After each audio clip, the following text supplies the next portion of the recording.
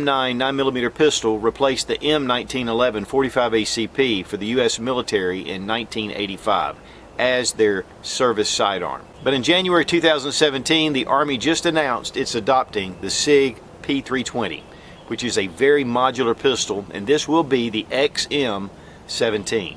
So we're going to take a detailed look at the SIG P320 and talk about why this was chosen over a number of really highly qualified pistols. So the U.S. Army announced a $580 million contract to bring in the SIG P320. Of course, this is now redesignated as the XM17. It's part of the MSH program, which is a modular handgun system. And one of the big reasons why the SIG P320 was chosen is because of its really modular design.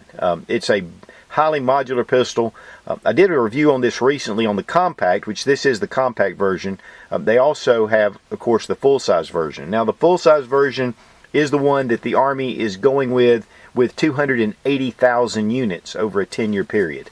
But they're also going with 7,000 of the subcompact, which is a little smaller than this. The $580 million contract, though, is not only for the pistols, it's also for parts and magazines, ammunition, training, armorers training, and things like that. So there's a lot that's going into this transition. But the Beretta M9s, and most of your guys that are former military know that these guns are pretty worn out.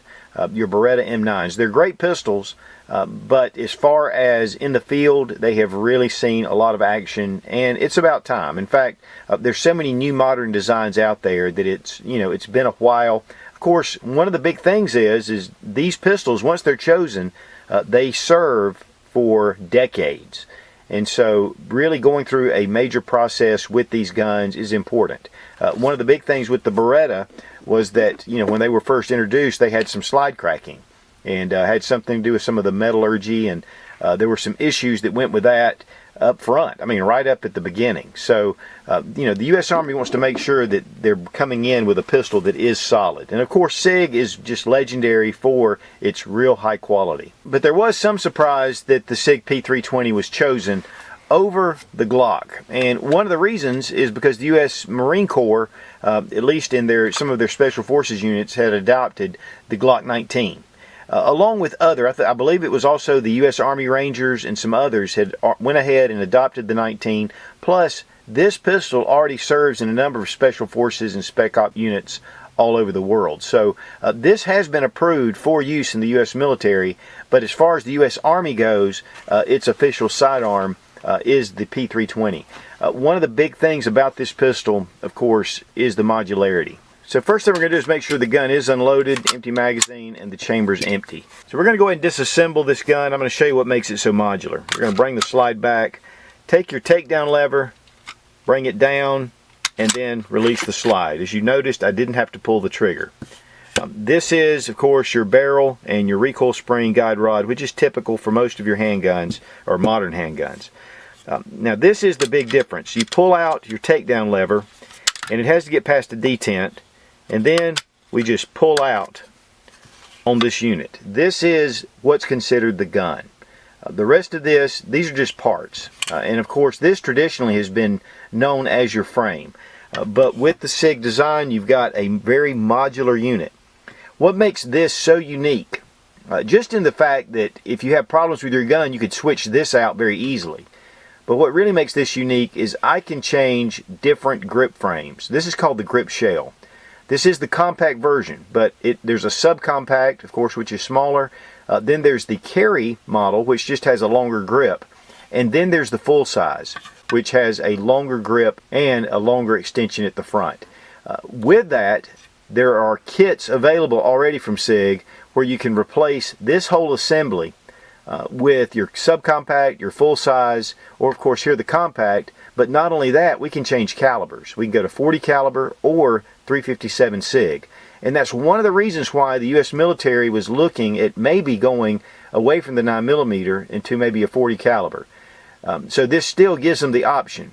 In fact, the Army didn't really specify that they were going with the 9. But later on, there have been reports that the 9mm was chosen. Of course, that's still unofficial. But I would be surprised if they didn't stick with the 9. But just this in itself. The other thing that SIG really has done well is their grip shells. You can get it in, this is the medium size. You can get it in a small size. You can also get the grip in a large size. So you're not having to interchange the back straps. You can go straight to a different grip. And so this makes it very easy for someone to come in. They can go with the different grip sizes and choose it, and then just insert this piece right here, the modular unit, the fire control system, and they can go with a bunch of different options. And that's one of the big reasons why they went with SIG. But with all that said, the Glock was the runner-up. In fact, it got down to just the SIG and the Glock, and of course the Glock had a lot of following, but the Glock is not modular. So you've got this modular advantage right here, whereas with the Glock, it is what it is. There were some different changes that were made to the Glock to make it more compatible with the trials. Now, one of the big things about the new pistol design is it has a frame safety. And so it's going to have a manual safety on the outside, and that will be with all the service pistols, and that's part of the contract. Here with the civilian versions, though, we don't have that. One of the big things, too, was the Picatinny rail on the SIG. This is mill standard Picatinny rail system, which the Glock doesn't have that. It has the one rail. Beretta did fight very hard to win the contract with their APX model. And this is their Striker Fire 9mm that also has a modular system very similar to the SIG. But for whatever reasons, they went with the SIG instead. But there were a number of other gun companies that had guns in the running, and I won't necessarily go over all of them because I really don't know all the guns. I know that FN had a version, of course Glock, CZ, their P09, and then also the Smith & Wesson M&P. So these guns, though, have been upgraded in different areas, and I'm sure that once the market kind of starts to bring these in, we'll have a lot of these available, which is a benefit to the civilian shooters because it gives us a lot of different options. But now laid out here, I have one of the SIG Exchange 40 caliber conversion kits, and the frames are the same, and then you get it one magazine, and then you get your slide with 40 caliber barrel and your recoil spring. So what really makes this unique is I can take and insert my fire control system, take my takedown lever, and it has to go past the detent, so it makes it a little bit difficult at first, and then just work the slide stop into the other side. And now I have this in place. Take my 40 caliber slide, place it over, and so now we can go with 40 caliber, we can go with 357 SIG, we can go with the full size slide and frame, we can go with the subcompact slide and frame. And so no wonder the US military adopted this pistol for their sidearm. Now, one of the beautiful things about this whole system is that I can have one unit, one modular unit, and yet have different exchange kits to be able to have different pistol configurations. If I want to go to the range and I want to shoot with a larger frame pistol, I can get the exchange kit, enter my modular component or my fire control system, and I'm ready to go. Another big thing that's kind of cool is that you can get these grip shells for about $40 a piece. I got this one at Osage Gun Works. In fact, they were the only ones at the time that had the FDE and the compact. In fact, they have typically more of the exchange kits than anybody else I've found online. So I'll have the link down below to Osage County Gun Works. Great source. I bought a number of things from those guys. Now you can also get the OD frame and of course this FDE or the black without having to buy a new gun. Now, especially for those guys who are in states that there's long extended background checks for each pistol that you buy, this really makes a lot of sense. You can get away with all the paperwork and still have a number of different configurations to suit whatever you need. Now, your standard SIG P320 is running about the $500, $525 range. If you want to get the separate kit, again, it's around the $300 range.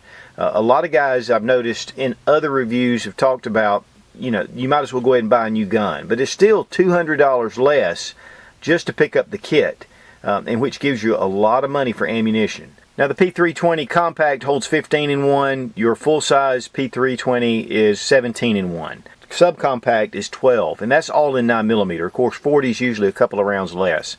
The magazines themselves run about $35. I think they were $34.95 on the gunmagwarehouse.com website. Those guys are great. They're easy to deal with. They have a 60-day hassle-free warranty. So if you're looking for magazines, that's a great source. And I want to thank Gun Mag Warehouse for sending these extra mags so we can show a lot of shooting without having to do a lot of reloading on your magazines. But I'll have the link down below for Gun Mag Warehouse. But $35 is a great price for a SIG mag. Typically, your Glock mags are about $25. So, you know, it is a little more expensive to go with the SIG. But I think there's a lot of cool advantages with this modular system.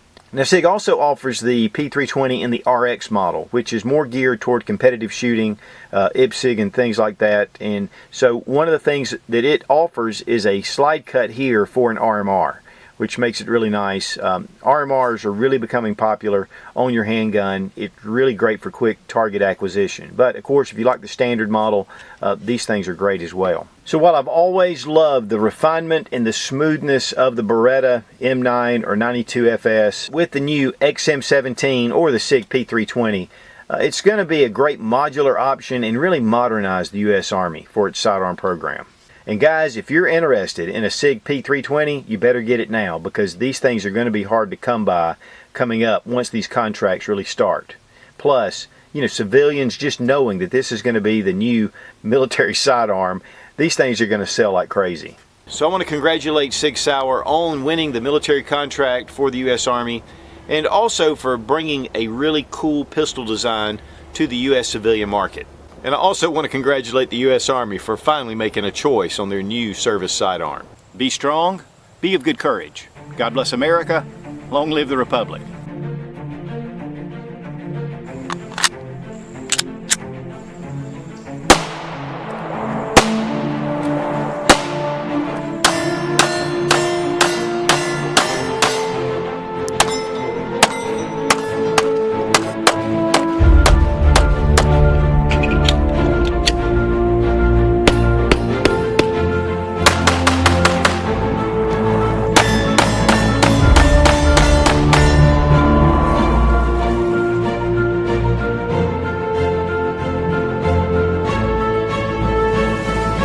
Engagements over the past.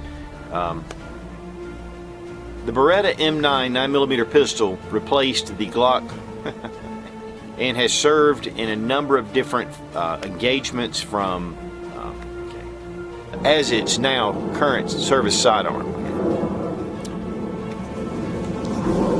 And a longer slide or longer